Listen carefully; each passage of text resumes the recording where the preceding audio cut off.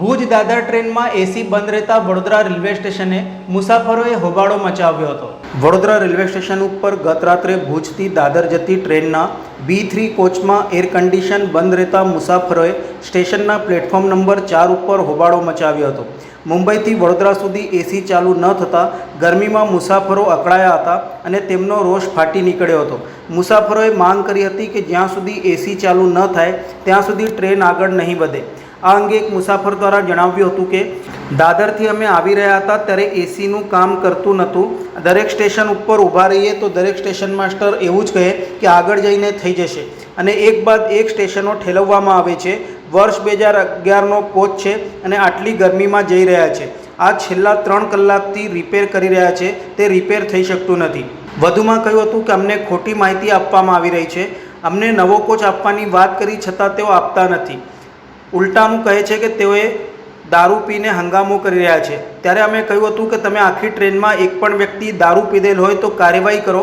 અમે ફેમિલી સાથે છીએ, લોકો બીમાર પડી રહ્યા છે, નાના બાળકો પણ સાથે છે, પરંતુ રેલવે પ્રશાસન કંઈ જ કરી રહ્યું ન હતું। આ ઘટનાએ રેલવેની કામગીરી સામે અનેક સવાલો ઊભા કર્યા છે અને મુસાફરોની નારાજગીએ સ્ટેશન ઉપર તણાવનું વાતાવરણ સર્જ્યું હતું।